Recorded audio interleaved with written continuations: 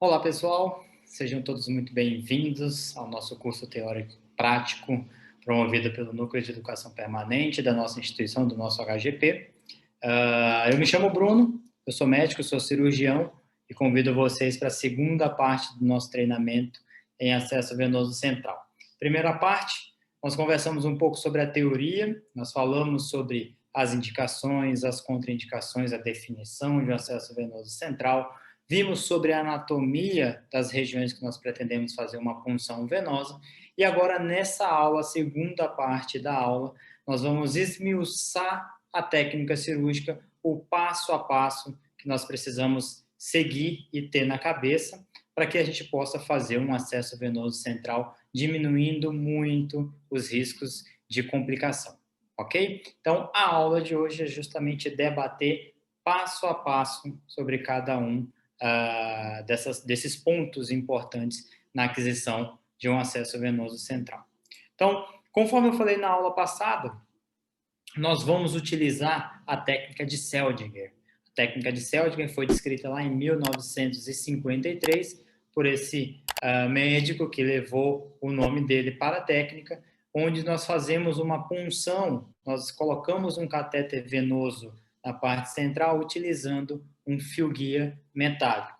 Hoje já não se tem outra técnica senão essa, utilizando fio-guia metálico. Antigamente se utilizava uma técnica que hoje está proscrita por causa do alto índice de complicações, ok? Então, técnica de Seldinger eu posso fazer tanto ela guiada por ultrassonografia, como vocês podem ver nesta imagem, quanto ela feita às cegas, onde eu não uso um aparelho de ultrassonografia, e sim eu faço uma punção às cegas utilizando apenas a sensibilidade tátil do meu dedo para que realmente nós possamos separar os pontos anatômicos e aí, então, conseguir fazer uma punção, ok? A parte de treinamento de técnica de Seldinger guiado por ultrassom, nós vamos discutir num segundo momento. Hoje nós vamos discutir o passo a passo de uma técnica de Seldinger às cegas, ok? Então, primeira coisa, é o pré-procedimento, né? No pré-procedimento, nós temos alguns pontos extremamente importantes antes de realmente furar o paciente ou colocar a agulha, seja qual for o local escolhido, nós precisamos discutir algumas coisas sobre isso. Primeira coisa de tudo é a definição da indicação. O porquê que esse paciente está sendo cogitado o uso de um acesso venoso. Nós vimos na aula passada quais são as listas, qual é a lista de indicações que nós podemos utilizar para cada paciente. Lembrando que a grande maioria das vezes é por falha de acesso venoso periférico, mas uma informação extremamente importante é nós sempre checarmos a prescrição do paciente.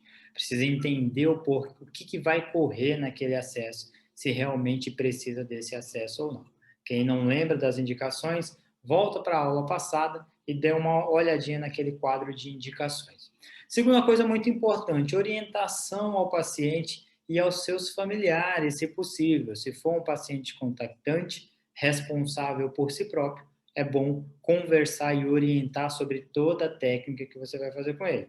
No caso, um paciente internado em terapia intensiva, onde ele não consegue responder, é interessante chamar os familiares, falar da indicação da necessidade de um acesso venoso, falar das complicações possíveis e falar dessa necessidade de se obter um acesso venoso profundo, acesso venoso central. De preferência, a coleta de um termo de consentimento livre esclarecido. Então, quando nós conseguimos fazer de uma forma não urgente esse acesso, é interessante sim coletar o termo de consentimento livre esclarecido para respaldo jurídico. Solicitação dos materiais, extremamente importante, para não começar um procedimento, no meio do procedimento faltou um material, tem que buscar em outro lugar, vira uma confusão. No nosso POP de acesso venoso central existe a listagem inteira dos materiais que nós precisamos. Sugiro que chequem o POP antes de realmente iniciar um acesso venoso central. O POP está dentro do nosso protocolo institucional. Posição supina do paciente. O paciente vai estar deitado, barriga para cima. Posição de Trendelenburg ainda é controversa. muitos autores sugerem o uso da posição de Trendelenburg para fazer uma vasodilatação e aí tornar mais fácil, mais simples a punção. Eventualmente, quem está na ponta, quem vai realmente fazer o procedimento, sente um pouco mais de dificuldade quando a maca não ajuda, o posicionamento não ajuda. O interessante sempre é o paciente estar em posição supina e o médico que vai realizar o procedimento está bem tranquilo, bem confortável na hora da punção, ok? Usando a posição de Trendelenburg ou não. Combinado? Então, vamos lá para o passo 1 primeiro. Uso de EPI. Extremamente importante. Nós precisamos reduzir o índice de complicações infecciosas dos nossos acessos venosos, ok? Então, uso de máscara, uso de gorro, uso de óculos, todos esses equipamentos de proteção individual são extremamente importantes e precisam ser utilizados, correto? Paramentação cirúrgica é um procedimento cirúrgico, é um procedimento invasivo. Nossa grande luta é contra as infecções de sítio, de punção. Então, precisa levar em consideração e ver a importância dessa paramentação cirúrgica, seja na lavagem de mãos com o uso da escovinha de clorexidina, tá? Seja a paramentação com um capote estéreo, seja ele impermeável ou não, e utilização de luvas estéreis adequadas. Isso precisa ter no seu procedimento. É o primeiro passo para que realmente você possa fazer o procedimento. Logo depois, asepsia e antisepsia. Pintar bem o paciente, e aí pode cobrir uma área muito grande. Não precisa pintar apenas aquela parte de onde vai fazer a punção. O ideal é que se use a clorexidina, tá? Então, utilizar campos estéreis. Ah, mas como que eu vou utilizar o campo estéreo? Posso colocar uma compressa de um lado, uma compressa de outro e fazer um quadrado? Jamais.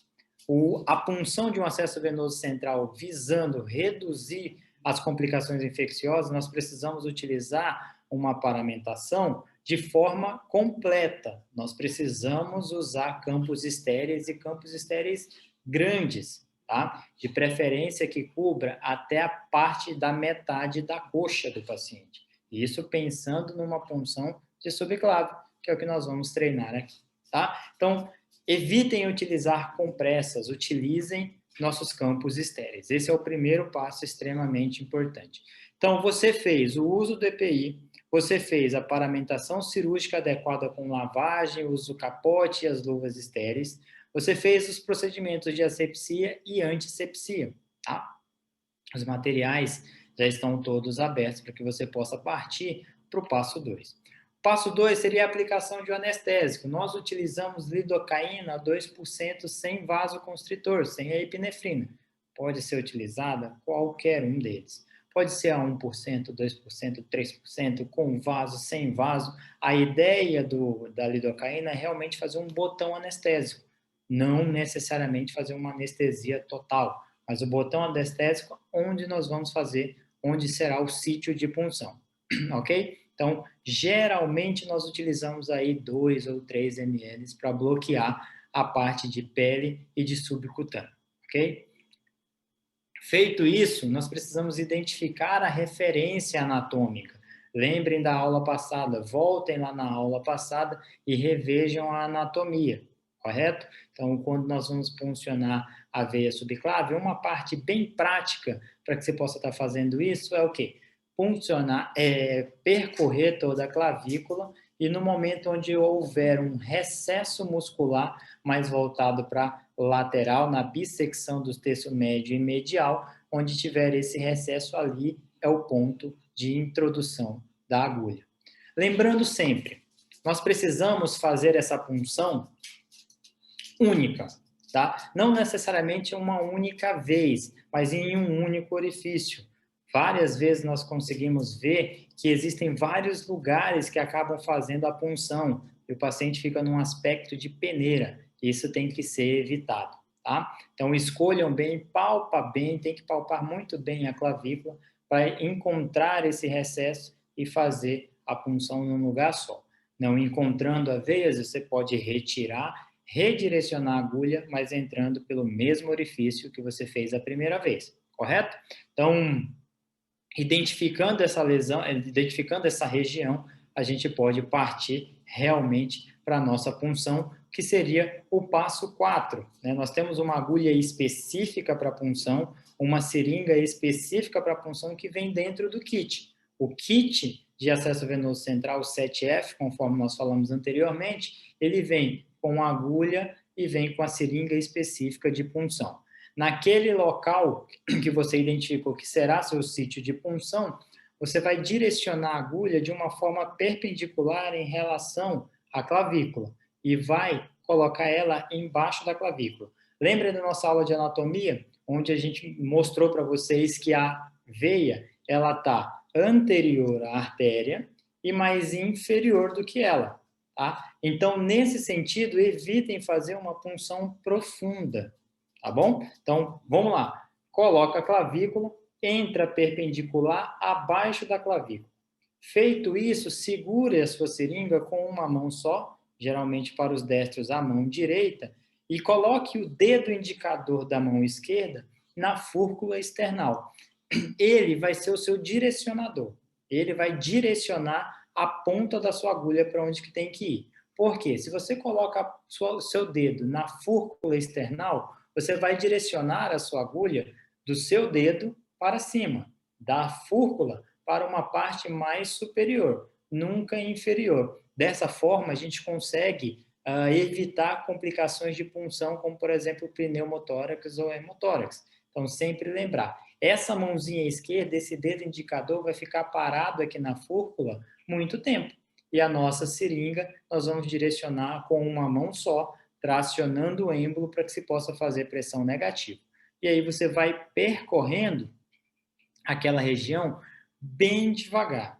Avançar o kit de agulha e seringa como se você contasse os milímetros que ele fosse adentrando, tá? Sempre numa posição mais para cima e entrando bastante, bem devagar, fazendo pressão negativa, tracionando o êmbolo da seringa, porque a hora que ele penetrar a veia, a seringa vai encher de sangue, ok? Então, quando aparecer o refluxo de sangue na seringa, essa seringa precisa ser removida. Então, existem alguns kits onde você não precisa remover a seringa. Esse kit ele já vem com uma seringa canulada e a gente consegue colocar pela parte de dentro do êmbolo o nosso fio guia. Outras vezes vem uma seringa normal. E aí nós precisamos segurar a agulha de forma adequada, retirar a seringa, para aí então nós colocarmos o nosso fio guia. Tá? Independente da agulha que você tiver, da seringa que você tiver, precisa ter esse cuidado. Segurando a agulha, enquanto você segura a ponta da agulha, passar o fio guia pela agulha, então remover depois que você passou o fio guia. Nesse momento, existe uma explicação bem importante. O nosso fio guia ele vem marcado com alguns pontos, com alguns traços, tá? E não é legal colocarmos todo o fio guia dentro do paciente, tá? Pensem que a agulha é desse tamanho. E nossa técnica de Seldinger é justamente para colocar esse fio guia metálico dentro da veia. Quando o fio guia está dentro da veia, ele vai guiar a entrada do catéter. Então, você não precisa colocar todo o fio guia lá dentro. Por quê? Ele vai seguir a veia subclávia, vai entrar na veia cava superior, vai passar pela desembocadura, vai entrar no átrio, vai passar da válvula e aí vai indo. E quem estiver olhando no monitor vai ver alterações eletrocardiográficas ali quando você faz essa introdução total. Ou então pode acontecer de que na hora que você está passando, você pensa em passar todo o fio guia, tem um momento que ele trava. E aí você acha que a sua punção está equivocada, você tira e aí vira uma confusão depois, tá? Então, lembrar sempre das marcações que tem no fio guia. Passou a primeira marcação, o primeiro traço preto, deixa aí, joga mais um pouco de fio guia lá dentro. Quando chegar na segunda marcação, aquela segunda marcação você pode parar a progressão do fio guia, porque ela já está dentro da veia. Você tira aquele adereço plástico para que depois você possa retirar a agulha. Combinado? O passo 7, depois de você retirar a agulha, o passo 7, depois que você introduziu o fio guia e retirou a agulha, você precisa fazer uma dilatação de pele subcutâneo. É esse dispositivo azulzinho, tá? Vocês vão ver que ele é um tamanho assim, e muitas vezes é chamado de venodilatador. Porém, você não precisa dilatar a veia. A ponta do seu catéter é rígida o suficiente para vencer a resistência da parede da veia. Então, esse dilatador é para quê? Para dilatar pele e subcutâneo, tá? Nada mais do que isso. Você vence essa resistência, o catéter passa tranquilamente. Nada de colocar todo o dilatador na pele do doente, não precisa, tá? Geralmente utilizamos aí coisa de 2 centímetros de dilatador para usar, para fazer a dilatação de pele e de subcutâneo, tá? Feita essa dilatação, você vai tirar o dilatador. O próximo passo é a inserção do nosso catéter. É para isso que nós colocamos um fio guia, para isso que nós funcionamos com agulha, para colocar o nosso catéter. Então, você vai colocando, seja catéter no monolume, duplo lume, triplo lume, você vai colocando o catéter pelo fio guia, tracionando o fio guia. Coloca o catéter, traciona o fio guia, tá? Até o momento onde você conseguiu inserir todo o catéter, dê uma olhada no monitor para ver se não tem nenhuma outra alteração. Lembra de quando nós falamos onde deveria estar o catéter? Posição adequada da ponta do catéter é no terço inferior da veia cava superior, ou então na desembocadura da veia cava lá no átrio, ou então ligeiramente dentro do átrio. Essas são as posições adequadas da ponta do nosso catéter, ok? Feito isso, a gente já foi colocando o catéter, retirando o fio guia, remove todo o fio guia e aí conectar o catéter aos tubos intravenosos. Geralmente nós pedimos para abrir o material de equipo com soro e aí a gente acaba colocando ali o soro para realmente ver se flui normalmente, um fato confirmatório de que o nosso catéter está dentro da veia, tá? Acabando isso, confirmando que está tendo refluxo de sangue, nós vamos proceder com a fixação. Vocês vão ver que no kit existem umas borboletinhas, uma de borracha e uma de plástico. Na próxima aula, a aula mais prática, eu vou mostrar para vocês como que a gente faz a colocação dessas borboletinhas para fazer a fixação. O fato é que essa fixação tem alguns buraquinhos onde nós vamos passar o fio de mononylon que nós pedimos lá no início e fazer a fixação adequada.